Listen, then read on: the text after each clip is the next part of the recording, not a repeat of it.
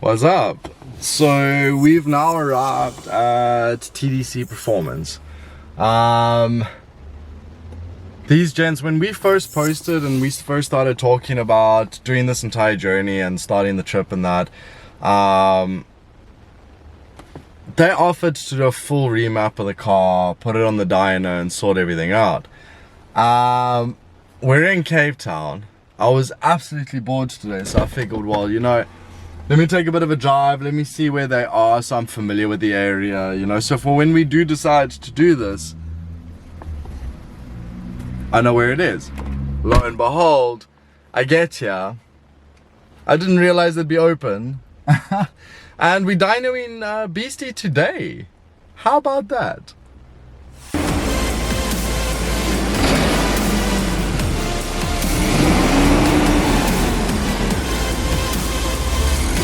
That's going to be beautiful, yeah.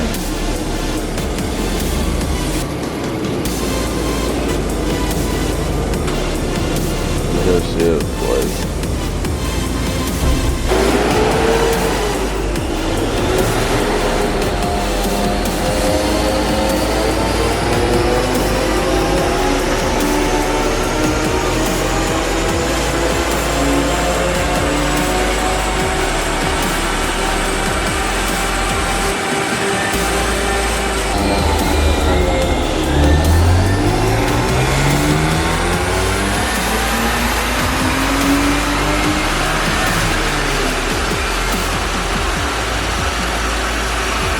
Normal for a bit of smoke on the complete top end.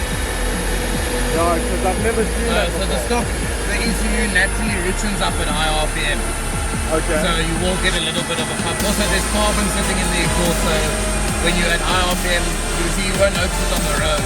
But here you'll notice it. I noticed it once only on the way through to Cape Town, and I was peppering her a bit, and then I saw it and then I was like, ah, fuck. 100% normal. Especially when you're really giving it. Yeah. It richens up naturally to protect the engine. Okay. Not a problem. But otherwise, I haven't seen the numbers.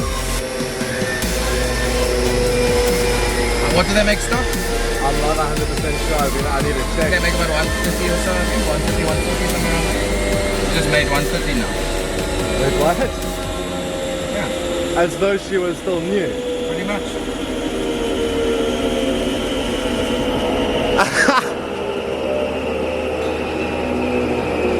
That's 130 horsepower. Kilowatts. How many horses is that? Horsepower. I understand horsepower because I watch a lot of American dynos. Horsepower wise, 175 horsepower. 175. 175. What's the mileage you said? 758,000. 175. There we go. Would you ever turbo her at the mileage she's at? I have a lot of faith in these engines. These engines, So I've done one or two turbos with different engines. and on stock internals. stock internals. Stock internals.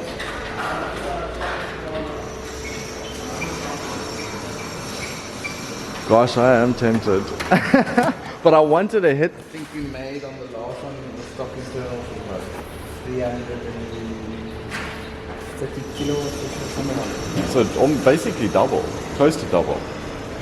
All in. That's you. Kilowatts of horsepower. Oh, wow, that is insane. It's about 420, 450 horsepower. With stock internals, and she was comfortable, she's happy, she doesn't give no cock, 100%. nothing. I think it was 0.8 bar, 0.9 bar. This is bad to hear because it encourages me to want to do the same. Not that I will, but come on, another E36 needs to come onto the channel, right? Another 328R needs to come onto the channel. And then we build that one up. How about that? There's a new license and everything as well. A little bit of a journey to get there, but we'll get there. Oh, okay. Well, I'm confident we'll get there.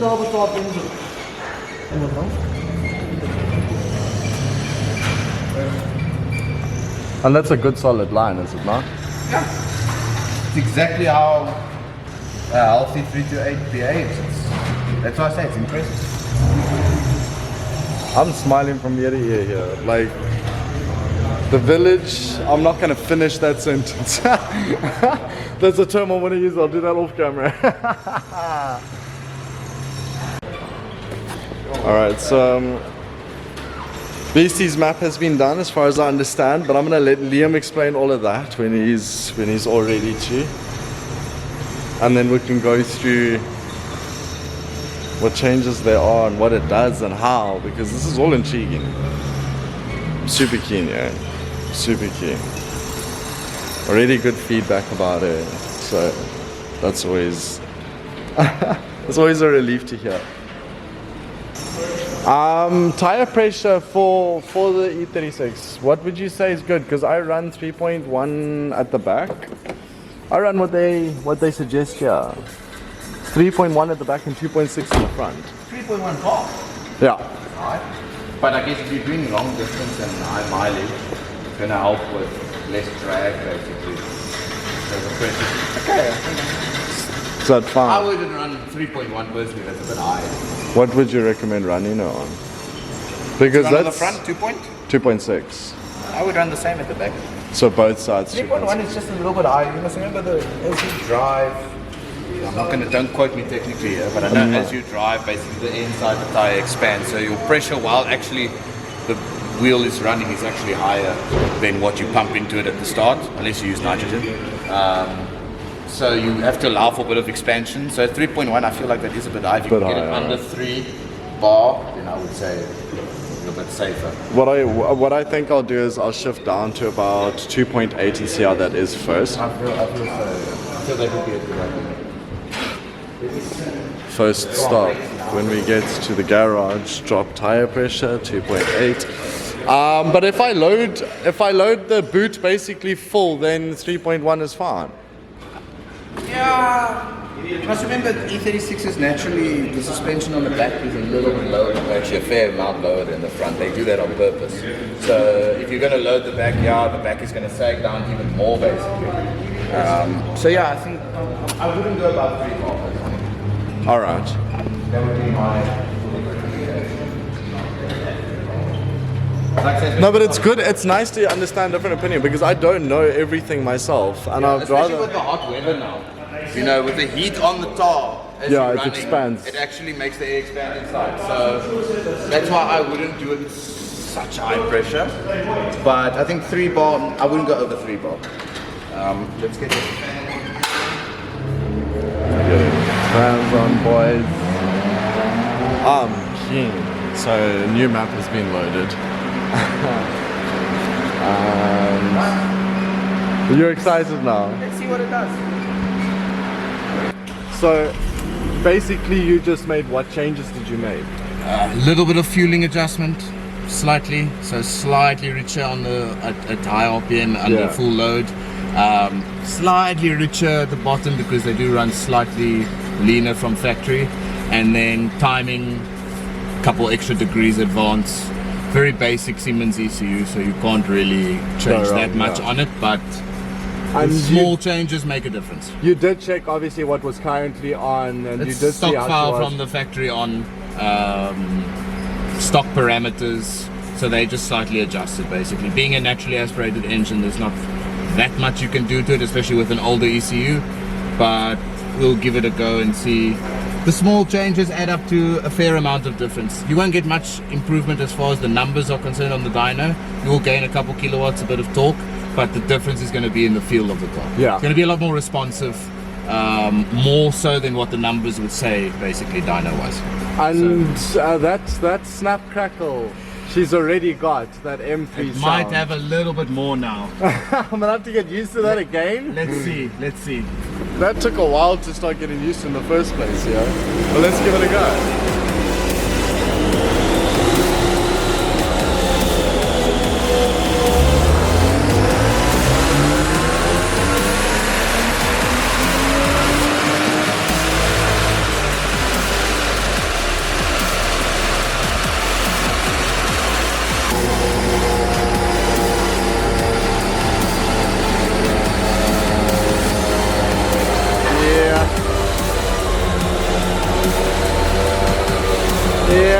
I'm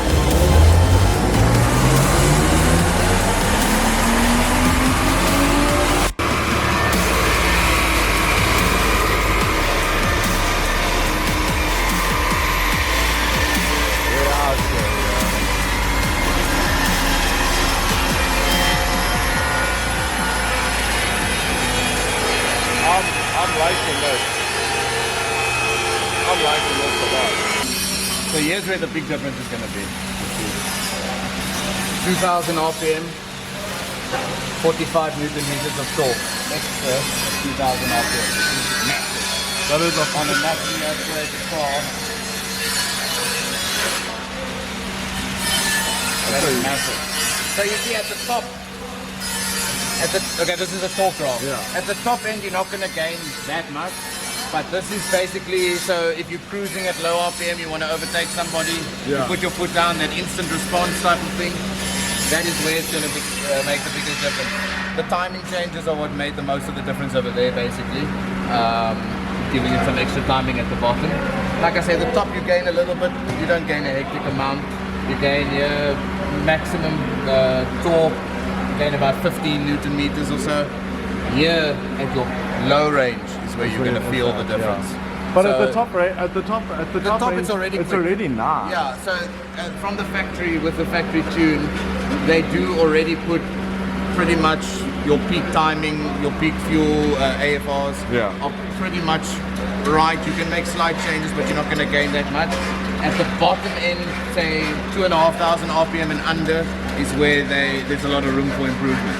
So whereas it won't make a big change in peak numbers, those changes at the bottom is going to make the car feel a lot more responsive, feel a lot faster. Also save you more fuel because you're not going to have to put your foot down as much to go anyway. Believe it or not. Even though we're reaching it up at the bottom, you actually end up saving fuel because you don't have to have as much throttle input to get the same amount of acceleration that you did before. But now we can, I'm going to let it cool down a bit, let the fan run a little bit. It is a hot day today. So I'll let the fan run a little bit and then we can do another run with it cooler. We'll probably gain a little bit more power. So yeah. So, alright, it's just good news and good news and good news. Let's keep it that way. Positive vibes. Obviously, we're not jumping ahead of ourselves. But Beastie's doing really well, yeah? Beastie's doing really well.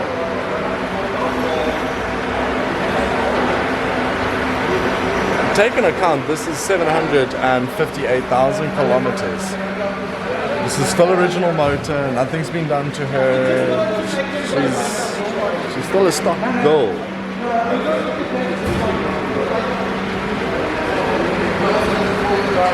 That's awesome. That's fucking awesome. I'm gonna chill with the gents and we'll fill you in on the next one, yeah? Alright, Beastie is now cooled off. She now goes for another run, yeah? Keen.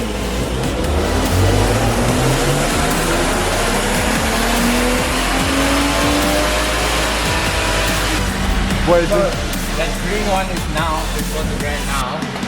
So stop that first after that it is, and now the green there. See how much it made letting it cool down change.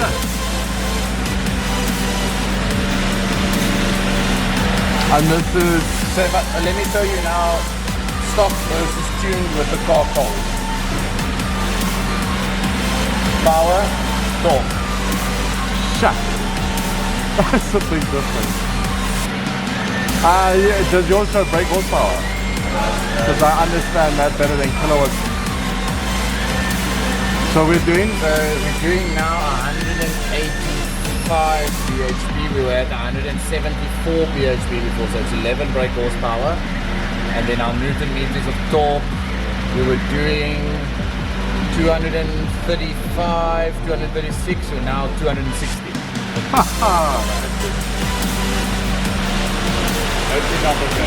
Alright. On the stock naturally aspirated 3 to 8. And an old girl too, hey? You don't need to be a spring chicken to have legs, huh?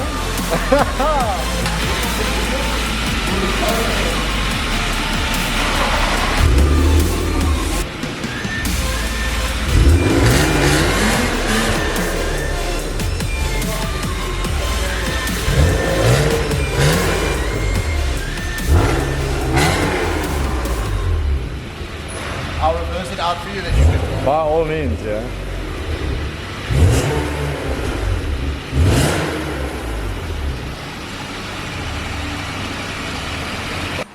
So the difference, eh?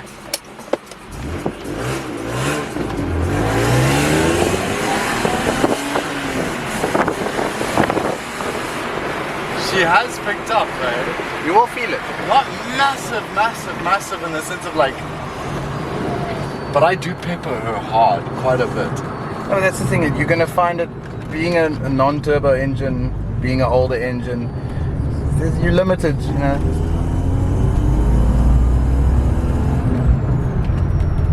Oh yes, oh yes. You'll just feel that bit of extra response on the pedal when you give it some throttle. But I can feel that already. Just more responsive. Just that little touch, Gives and that's a little bit.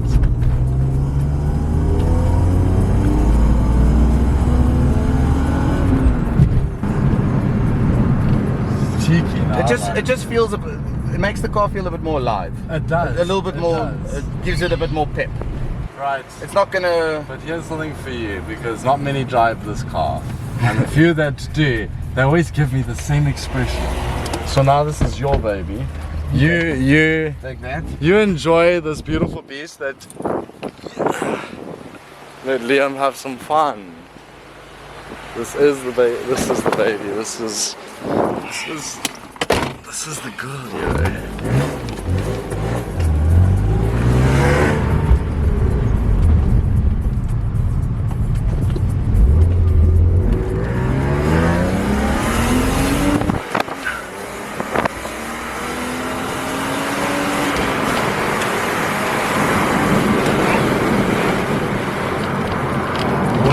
Was that speed right that I saw that we were clapping in third? Yeah. Alright. She's gained. I really love the 328s, the E36s. They for what they are. I mean, They're quite something. the motors are strong and they perform really well. Yeah, very nice. You happy with it? Yeah, I'm happy. It runs nice. For a car with 758,000 Ks.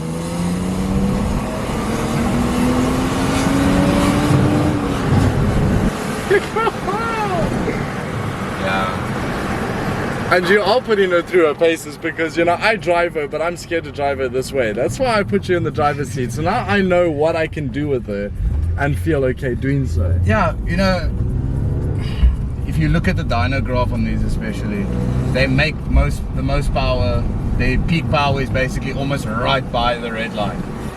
They like to rev, so it's okay to drive it like that. You know, if the car wasn't happy revving that high, you would see it, you would feel it, but they just get better the higher you rev them. But this one runs really well actually. I still can't believe it's got 758,000 K. I can't quite understand. Yo, it's a lot of mileage for a car to still feel this nice. Right?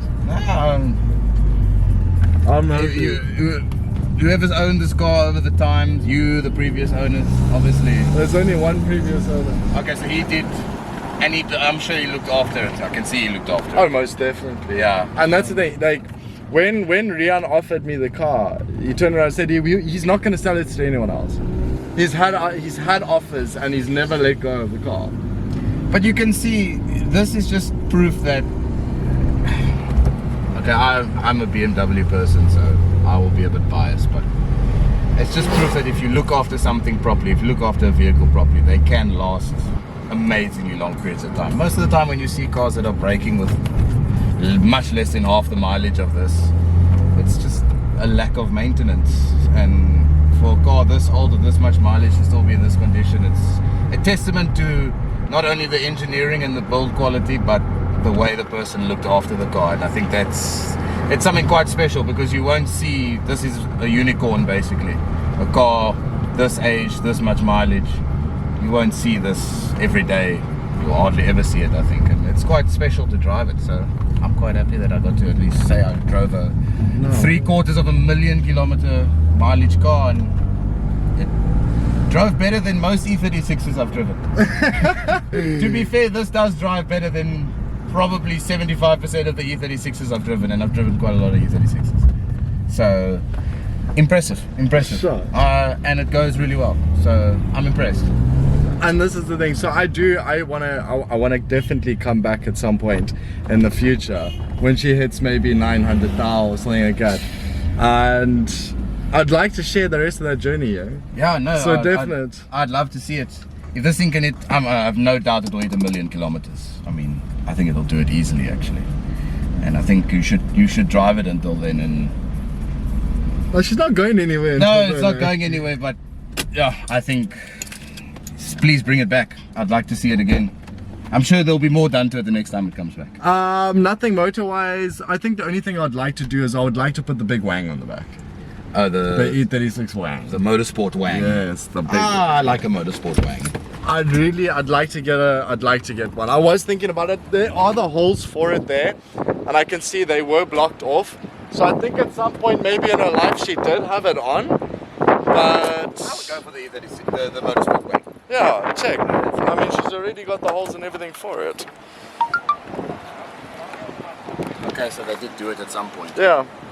So it would just be to drill through and work on. I don't think it would be that much fucking. Not that much work to do anyways. 4 holes, just lining it up, that's the thing. If you get one that's a quality mold and it's done right, then it will fit easily. But yeah, feels nice with the software on, it's healthy, it's good. I think it's got a lot of kilometers left to go. Alright, I'm waiting for Mr. D to deliver lunch. I'm gonna chill with the boys here and then we'll catch up with you guys a bit later, yeah?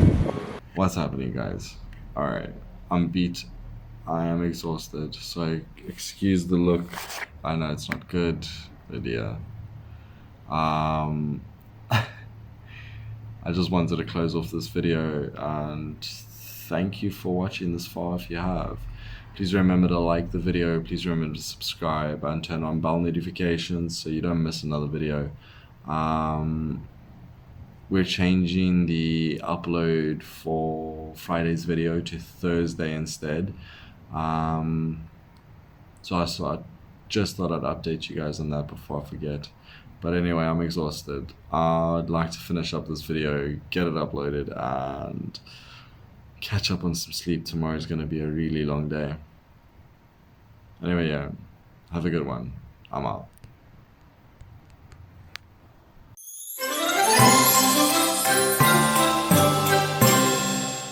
It is now sad. We're saying goodbye to Mr. Hugo. Trying to